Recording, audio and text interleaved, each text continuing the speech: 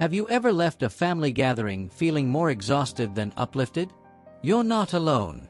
Studies show that nearly 70% of adults experience stress related to family dynamics, according to a 2022 survey by the American Psychological Association. And let's be honest, family is supposed to be our safe haven, right? But sometimes, it's the people closest to us who unknowingly chip away at our peace. As we get older, we realize something powerful. Our time and emotional energy are precious. We start craving calm over chaos, peace over drama. But what happens when certain relatives disrupt that tranquility we've worked so hard to build? In today's video, we're diving into 5 types of family members you might need to step back from to protect your emotional well-being. And trust me, that 5th one, it's a game changer. By the end of this video, you'll not only recognize the subtle ways certain relationships drain your energy, but also learn practical strategies to set healthy boundaries. Because let's face it, your golden years should be about joy, not juggling unnecessary stress. If you've ever wondered why some family interactions leave you feeling frustrated, or how to navigate those tricky dynamics while still keeping your sanity intact, you're in the right place. We'll cover steps to reclaim your peace, strengthen your boundaries, and create a life that feels light and fulfilling. So, stick with me till the end, because your mental and emotional well-being deserves that attention. If this topic resonates with you, hit that like button, share it with someone who might need to hear this, and don't forget to subscribe for more tips on living your best, stress-free life. And hey, drop a comment below. Let me know which of these family dynamics you've encountered, and what topics you'd love to see next. Alright, let's get into it. The 5 types of relatives you should definitely keep your distance from. Number 1. The one who only shows up when they need help. We all know this person. Maybe it's an uncle, a cousin, or even a sibling. The one who magically reappears in your life only when their world is falling apart. They're like clockwork, disappearing when things are smooth, then popping up out of nowhere when a crisis hits. It could be money troubles, an emotional meltdown, or some urgent favor they can't manage on their own. But when life is calm, crickets, total silence. It's not just about them needing help. It's the pattern that gets to us over time. Every interaction feels less like a connection and more like a transaction. You start to wonder, am I family, or am I just their emergency hotline? It stings when you realize they're not reaching out to check in, to share a laugh, or to ask how you're doing. They're calling because they need something. And here's the thing, we've spent years, even decades, investing in our relationships. We've been there for family dinners, birthdays, and random Sunday chats. We've given our time, our energy, and yes, sometimes our money, because that's what family does. But as the years roll on, we start to see things differently. Time becomes more precious. We realize that our emotional energy isn't infinite. We've earned the right to prioritize relationships that feel good, ones that are balanced and supportive. After giving so much of ourselves, it's natural to crave connections where love flows both ways. Relationships where you're not just the giver but also the receiver. And let's be honest, that's what family should be about. Getting older makes us reflect on what really matters. And more often than not, it's the people who lift us up, not the ones who weigh us down. When that relative only shows up during their tough times, it throws off the balance we're looking for. Instead of feeling supported, we feel drained. And that's not what family should be. It's tough when you start to feel like your worth is tied to what you can do for someone, whether it's lending money, offering advice, or doing favors. Their presence doesn't feel like a warm family connection, it feels like a demand. And over time, that takes a toll. What started as an occasional favor can turn into a regular expectation, leaving you wondering, do they even value me, or just what I can give them? This emotional toll is real. It can make you question the authenticity of your other family relationships too. Do they see you as a person, or just a resource? And let's not forget, we're human too. Our energy, patience, and yes, even our finances, aren't endless. Especially as we get older, we start managing our resources more carefully. Retirement means living on a fixed income for many, and that requires thoughtful budgeting. When someone keeps asking for help without offering anything in return, it disrupts that delicate balance we've worked hard to create. You might feel frustrated or even resentful. And then comes the guilt for feeling that way or for saying no. But here's the truth. Wanting respect and balance isn't selfish. It's healthy. Being constantly needed without reciprocation leads to emotional burnout. You start feeling used, like your value is tied to the last favor you did. And it's not just what they ask for, it's how they ask. Usually in a panic, desperate for a quick fix, without considering how it impacts you. It's draining to anticipate that every call or message is just another request. You might even feel a knot in your stomach when their name pops up on your phone. That sense of dread isn't normal, and it's a sign that something's off in the relationship. Even if you're naturally compassionate, the imbalance can wear you down. You start to question whether they genuinely care about you, or just what you can do for them. This kind of relationship disrupts the peace we deserve in our lives. It's unsettling when interactions feel like obligations rather than genuine connections. And over time, it chips away at the warmth and trust we once felt. Setting boundaries isn't easy. You might feel guilty, like you're abandoning them in their time of need. But constantly saying yes when you should be saying no only leads to exhaustion and resentment. That imbalance can sour even the fondest memories. What should be a bond of love and shared experiences becomes a source of stress. But protecting your emotional health is vital. Setting boundaries isn't about cutting them off, it's about preserving your peace and ensuring your relationships are fulfilling. It's okay to say no. It's not selfish, it's self-respect. After a lifetime of giving, you deserve relationships that nourish you, not drain you. When that relative reaches out again, respond with kindness but firmness. You might say, "I'm not able to help right now," or "I have other commitments I need to focus on." Encourage them to find support elsewhere. Suggest they reach out to other family members, look into community resources, or work on becoming more self-sufficient. This isn't abandoning them, it's helping them build resilience. Often, people ask for help out of habit, not necessity. A gentle nudge to explore other options can empower them to manage their own challenges. And in the long run, this helps both of you. Creating distance in these situations isn't about withdrawing love. It's about ensuring your life is filled with healthy, enriching relationships. You deserve to enjoy connections that bring joy, not stress. Setting boundaries with someone who only contacts you in times of need isn't selfish. It's self-care. It's about honoring your time, energy, and emotional health. And by doing so, you're setting the tone for future relationships, ones built on mutual respect and care. As we age, nurturing relationships based on kindness, understanding, and equality becomes even more important.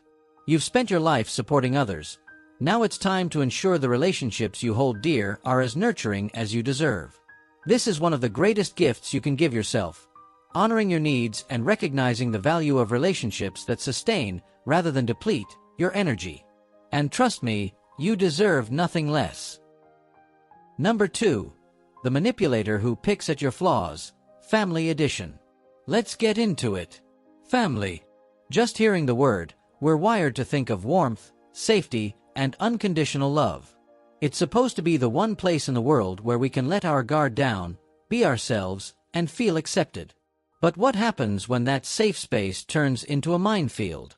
When the very people who should uplift us become the ones who subtly tear us down? It's a harsh reality, but for many of us, family isn't always the haven it's supposed to be. Ideally, as we grow and evolve, our families should be our biggest cheerleaders. They've seen us through the awkward years, the triumphs, the failures, all of it.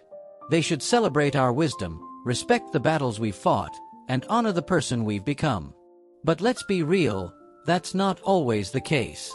For some, family gatherings feel less like reunions and more like battlegrounds, where every word can feel like a subtle jab disguised as honest advice. These are the manipulators in our families. The ones who hide behind phrases like, "I'm just being honest," or "I'm only saying this because I care." But if you've ever left a family dinner feeling smaller than when you arrived, you know exactly what I'm talking about. Their words sting not because they're true, but because they come from people we expect to protect us, not undermine us. One of our friend's cousins, Mary, had always been the life of the party. Sharp, witty, and unapologetically herself. But family gatherings? That was a whole different story.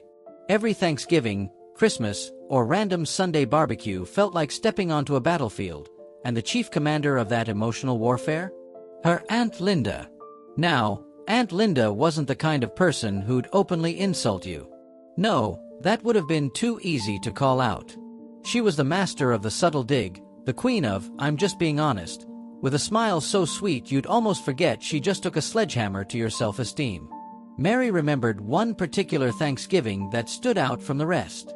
She had just landed a new job at a startup, a position she was really excited about. It wasn't the most traditional path, sure, but it was a big step up in her career, and she was proud.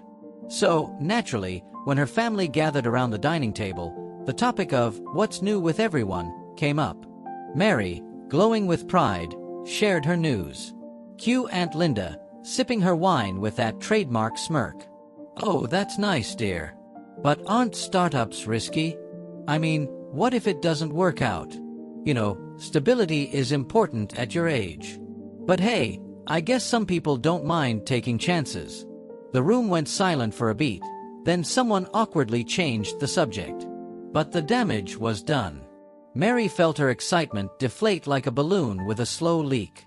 And that was Aunt Linda's specialty, not overt criticism, but little needles that pricked just enough to leave a mark.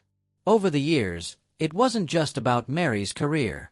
It was her appearance, her relationships, even the way she decorated her apartment. "Oh, you've put on a bit of weight, haven't you? I mean, you still look fine, but you were so slim last year. Still single, huh? Don't worry, I'm sure someone will come along eventually. That's an interesting choice for a couch color. But if you like it, that's what matters." Each comment seemed harmless on the surface, wrapped in faux concern or casual indifference, but they added up. After every family gathering, Mary would replay those words in her head, wondering if maybe Aunt Linda had a point. Maybe she was making bad choices. Maybe she wasn't enough. But here's where the story takes a turn. One day, after yet another family dinner where Aunt Linda had casually mentioned how Mary's biological clock must be ticking by now, something in Mary snapped. She went home, sat on her couch, the perfectly fine couch, and thought, "Why am I letting her do this to me?" That night, Mary made a decision. She wasn't going to let Aunt Linda's words define her anymore. She realized that Aunt Linda wasn't critiquing out of love or genuine concern. No, this was about control. About making herself feel superior by highlighting Mary's so-called flaws. At the next family gathering, when Aunt Linda started in with her usual comments, this time about how Mary's job must be so stressful without any real security, Mary didn't bite her tongue. She smiled, but it wasn't the polite, "I'm going to let this slide" kind of smile. It was calm, confident. "You know, Aunt Linda," she said, "I appreciate your input, but I'm really proud of where I am right now. And I'm happy with the choices I've made." Then she did something revolutionary. She changed the subject. It was like flipping a switch. Aunt Linda blinked, momentarily thrown off balance, but Mary didn't give her a chance to recover. She redirected the conversation to something light, and for the first time in years, she left that family dinner without the usual emotional exhaustion weighing her down. Over time, Mary got better at setting boundaries. When Aunt Linda would make snide remarks, Mary would either call them out or simply disengage. She even started limiting how much time she spent at family gatherings, prioritizing her own peace over obligatory appearances. And you know what happened? Aunt Linda's power over her started to fade. The comments didn't sting as much because Mary had shifted the narrative in her own mind. She stopped seeing herself through Aunt Linda's critical lens and started embracing who she really was, flaws and all. The best part? Mary realized that the love and support she craved didn't have to come from people who couldn't offer it. She found her tribe in friends, colleagues, and even distant family members who celebrated her for who she was. She learned that family isn't just the people you're related to, it's the people who lift you up, who make you feel seen and valued. So yeah, Aunt Linda still tried to throw her little jabs now and then. But Mary, she'd just smile, knowing that she had the ultimate comeback, not in words, but in the unshakable confidence that came from owning her story. Here's the tricky part. They often frame their criticism as constructive. Maybe it's an aunt pointing out how much weight you've gained, under the guise of being concerned about your health. Or a sibling who constantly reminds you of that one career move you regret, pretending they're just helping you learn from your mistakes. But instead of feeling supported, you're left doubting yourself, questioning your worth, and wondering why you're never quite enough. Studies have shown that repeated exposure to negative criticism, especially from those closest to us, can significantly impact our mental health. According to a 2018 study published in the Journal of Family Psychology, individuals who experienced constant familial criticism reported higher levels of anxiety and depression. It's not just words, it's emotional warfare. And the worst part?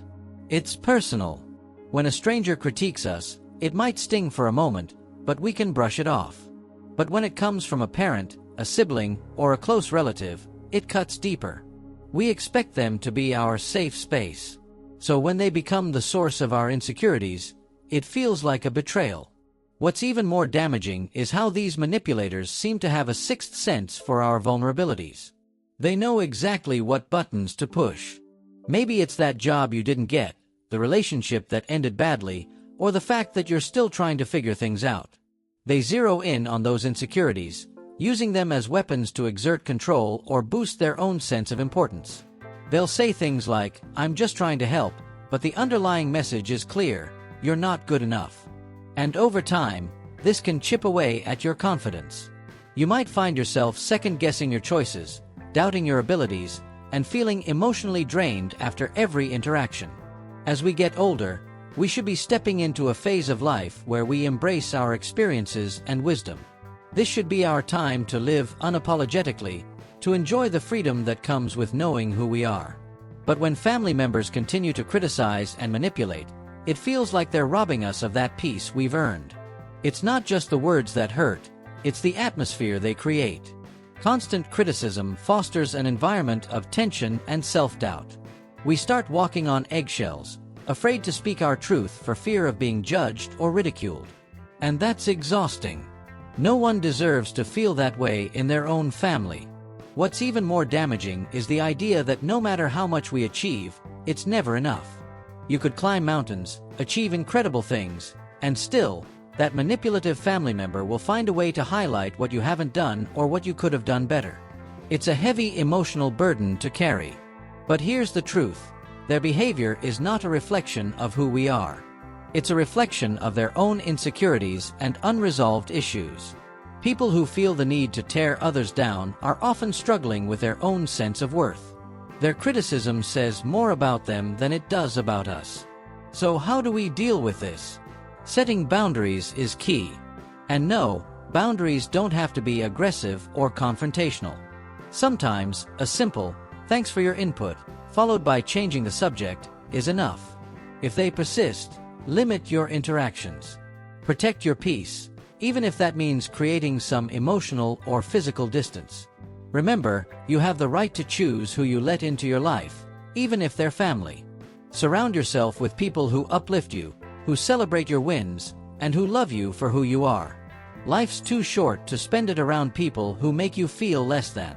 At the end of the day, we deserve to live in an environment filled with love, respect, and positivity. Let go of the toxic dynamics. Embrace the people who bring out the best in you. Because you are enough. You are worthy. And you deserve a life filled with joy, not manipulation. So, let's take control of our narrative. Let's set those boundaries. And most importantly, let's surround ourselves with the kind of love that lifts us up, not weighs us down.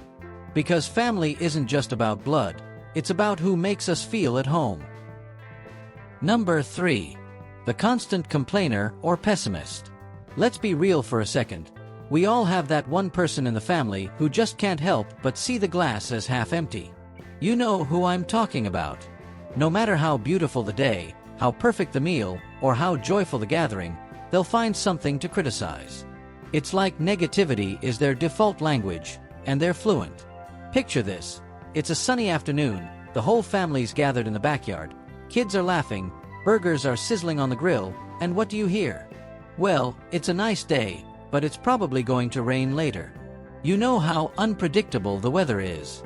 It's almost like they can't enjoy the moment because they're too busy predicting doom. In every family, there's that one person who seems stuck in a loop of complaints. Their outlook on life is like wearing glasses that only highlight the flaws. It doesn't matter if it's a birthday party, a holiday gathering, or even a casual dinner, they'll find something to grumble about. And let's be honest, it's draining. And it's not just the big stuff. They'll turn the tiniest hiccup into a full-blown crisis. The potato salad's a little too salty?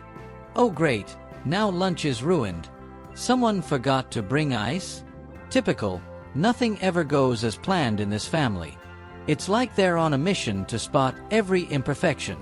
What really gets to you is their inability to see the good. While most of us can laugh off small mistakes and focus on the good times, the constant complainer clings to every minor inconvenience like it's a personal insult. They're like emotional anchors, dragging down the whole mood. And here's where it gets even more frustrating. Not only do they harp on what's happening right now, but they'll also dig up grievances from the past. Remember that family vacation from 5 years ago when the hotel lost your reservation? They're still talking about it. I knew we should have booked somewhere else. That trip was a disaster. It's like they're trapped in a never-ending rerun of disappointments. This negativity doesn't just affect them, it seeps into everyone around them. And it's not just anecdotal. Science backs this up. A study from the University of California found that emotions, especially negative ones, are highly contagious. It's called emotional contagion. So, when one person is constantly negative, it's no surprise that it drags everyone else down too. Now, think about how this affects older family members. The later years of life should be about reflection, relaxation, and enjoying the fruits of decades of hard work. But when there's a constant pessimist in the mix, it can turn those peaceful years into a battleground of emotional exhaustion. Let's take Grandma and Grandpa, for example. They've worked hard all their lives, raised a family, and now they just want to enjoy their golden years. But every time there's a family gathering, here comes the complainer with their doom and gloom outlook. It's like trying to enjoy a beautiful sunset while someone's pointing out every cloud in the sky. And it's not just annoying, it's harmful. Research from the Mayo Clinic shows that chronic negativity can have a physical impact on health. It's linked to higher stress levels, weakened immune function, and even a greater risk of heart disease. On the flip side, positive thinking has been shown to boost overall well-being, improve resilience, and even extend lifespan. That's right, positivity isn't just good for your mood, it's good for your health. Older adults who focus on gratitude and optimism tend to live longer, healthier lives. So, imagine how much damage a constant complainer can do, not just to themselves, but to everyone around them. But here's the thing, it's not always intentional. A lot of times, people who constantly complain are dealing with their own internal struggles. Maybe they've faced disappointments that they haven't fully processed. Maybe they're overwhelmed by fear or uncertainty. It doesn't excuse their behavior, but it does give us a little insight into where they're coming from. I remember one family gathering where my cousin, who's usually the life of the party, just snapped. He'd been holding in his frustration with our pessimist relative for years. Finally, he said, "Can't we just have one dinner without you pointing out everything that's wrong?" The room went silent. But you know what? It opened the door for a real conversation. Sometimes, people don't even realize how their negativity affects others until someone points it out. Still, just because we understand why they're negative doesn't mean we have to let it affect us. Protecting our own emotional well-being is crucial. We can't let someone else's pessimism steal our peace, especially when we've worked so hard to cultivate it. One of the best ways to handle a constant complainer is to gently steer the conversation toward more positive topics. You don't have to be confrontational about it. Simple, non-judgmental statements like, "I've been focusing on the good things lately," can help shift the mood without causing a scene. And if that doesn't work, it's okay to set boundaries. You don't have to spend hours listening to someone's laundry list of complaints. It's perfectly fine to say, "I need some time to recharge," and step away when things get too heavy. It's not about being rude or dismissive. It's about taking care of yourself. Life is too short, especially as we get older, to be bogged down by negativity. We've earned the right to enjoy our time, to focus on the good, and to surround ourselves with people who lift us up, not drag us down. So, the next time you're around that constant complainer, remember this. You can empathize with them without letting their negativity consume you. You can care about them while still prioritizing your own peace. And if you're still watching this video and you found these insights helpful, drop a 1 in the comments below. Let's keep this conversation going, because we all deserve to live a life filled with joy, love, and positivity. No matter who's sitting at the dinner table.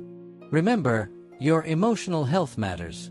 Protect it, cherish it, and most importantly, don't let anyone dim your light. Number 4. The envious relative. Jealousy, that complicated, sneaky emotion, hits differently when it comes from family. We expect love, support, and encouragement from those closest to us, so when envy creeps in, it feels like a betrayal.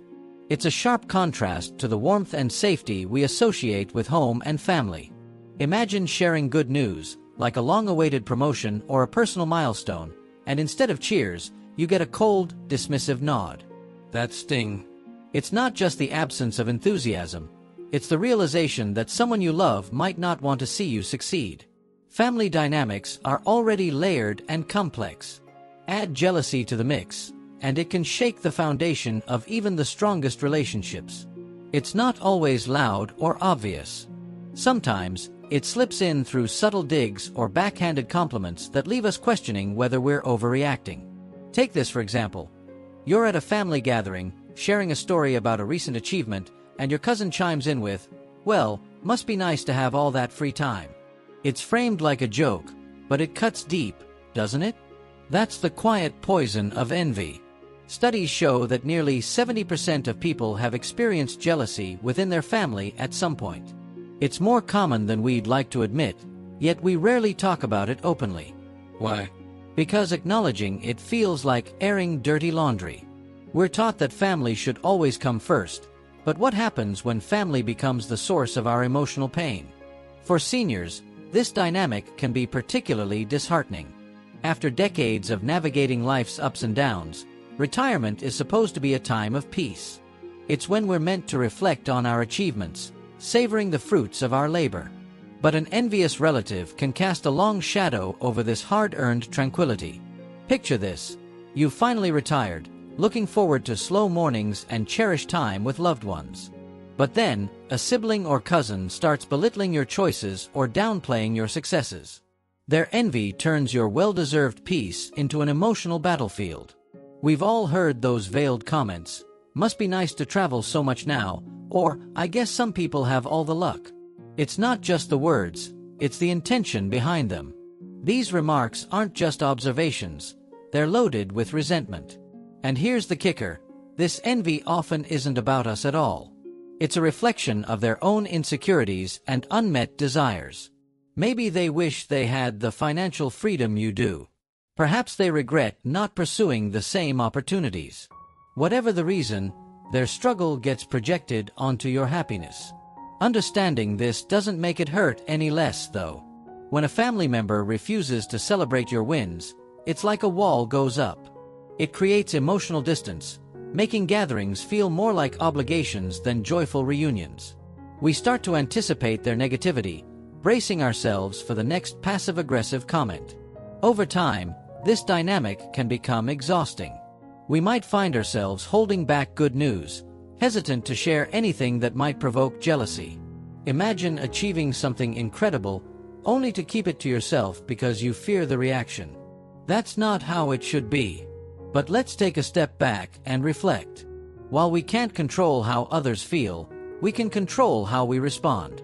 Recognizing that their envy comes from a place of insecurity helps us detach emotionally. It's not about dimming our light to make them comfortable. It's about shining regardless. Setting boundaries is key. That doesn't mean cutting them off entirely, unless the situation becomes toxic, but it does mean being mindful of what we share and how we engage. We can choose to protect our peace without feeling guilty.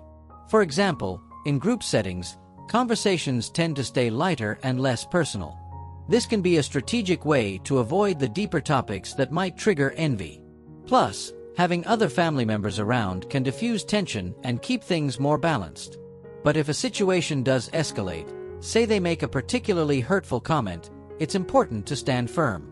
A simple, confident response like, "I'm proud of what I've achieved," can go a long way.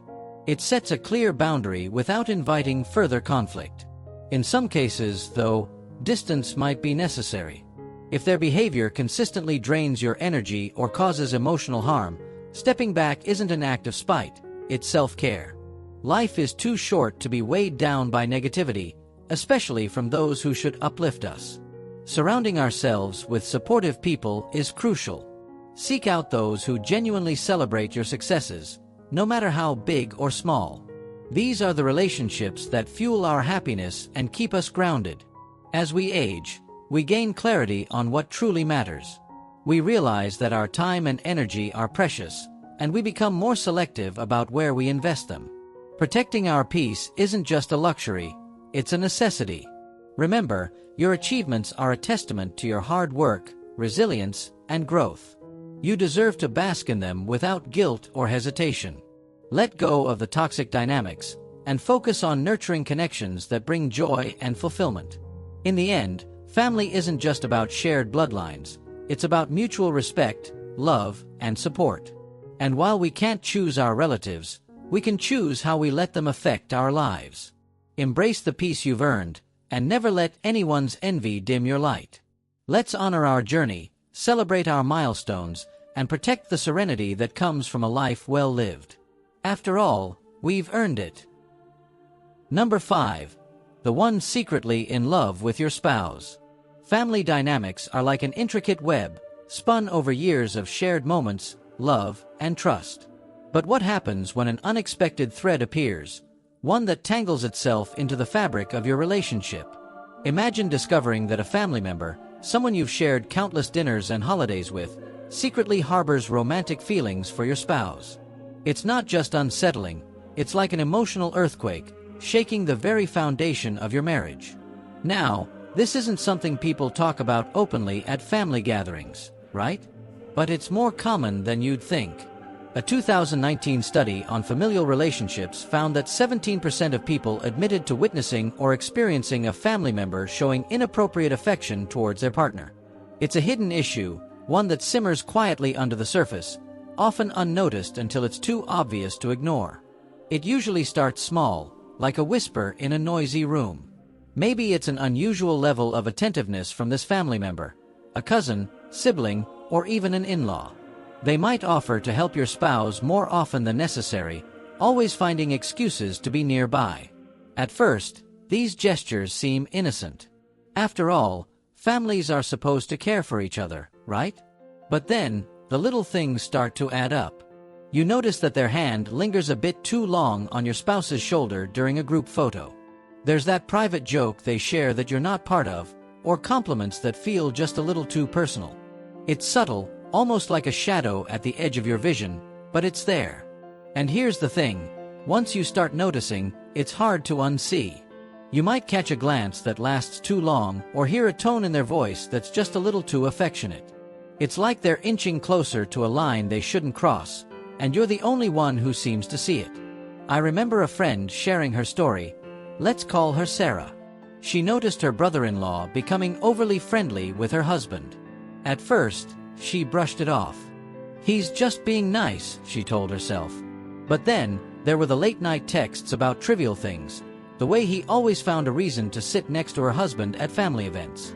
It wasn't until she overheard a conversation filled with subtle flirtation that she realized something was seriously wrong. The emotional impact of this realization is profound. Trust is the bedrock of any marriage, and when someone from your inner circle threatens that trust, even unintentionally, it cuts deep. It's not just about the family member's actions. It's about the emotional ripple effect on your relationship and your sense of security. Think about it. After years, maybe even decades, of building a life together, navigating ups and downs, celebrating milestones, and supporting each other through hardships, you expect to enjoy a sense of peace. The idea that a family member could jeopardize that peace isn't just unsettling, it's heartbreaking. It's not just the fear of losing your spouse's attention or affection. It's the emotional weight of knowing someone close to you is encroaching on the intimate space you've nurtured with your partner. This can lead to feelings of discomfort, confusion, and even self-doubt. You might start questioning whether you're overreacting or if the signs are as clear as they seem. In fact, a 2021 survey on relationship boundaries found that 24% of couples had faced situations where a family member's behavior crossed emotional boundaries, creating tension in their marriage. These aren't isolated incidents. They're more common than we might like to admit. So, how do we navigate this tricky emotional landscape? First, we need to trust our instincts. If something feels off, it probably is. We've built our relationships on years of trust and understanding, and we owe it to ourselves to protect that bond. One of the first steps is setting boundaries, not just for the family member, but for ourselves as well. Limit opportunities for private interactions between your spouse and this person. Encourage group settings where everyone is present, and steer conversations away from personal or intimate topics. I remember another story from a couple we know. Let's call them Mark and Lisa. Lisa noticed her cousin getting too close to Mark. They decided to subtly change the dynamics at family gatherings. Mark made sure to stay by Lisa's side, and they both engaged the cousin in group conversations, making it clear that there was no room for private moments. It wasn't confrontational, but it was effective. Communication with your spouse is key. This might be one of the hardest conversations you'll ever have, but it's essential. Approach it with care and respect. Instead of accusing, express how certain behaviors make you feel. Use specific examples to illustrate your concerns without making it seem like you're pointing fingers. This conversation can actually strengthen your bond. By addressing the issue together, you reaffirm your commitment to protecting your relationship. It's a team effort, and facing challenges like this head-on can deepen your trust in each other. But what if the family member's behavior becomes more blatant? In that case, a direct conversation might be necessary. This is never easy, especially when it involves someone you care about. However, setting clear, firm boundaries is crucial for preserving your emotional well-being. When addressing the family member, remain calm and composed. Explain how their actions are affecting you and your relationship. You don't need to be confrontational, but you do need to be clear. This might strain the relationship, but remember, your marriage and emotional health come first. It's important to recognize that standing up for your marriage isn't selfish. It's an act of respect for yourself, your spouse, and the life you've built together. Protecting your relationship from external threats, no matter how subtle, is essential for maintaining the peace and stability you've worked so hard to create. In the end, navigating this kind of emotional challenge isn't easy. It requires courage, honesty, and a deep commitment to your relationship.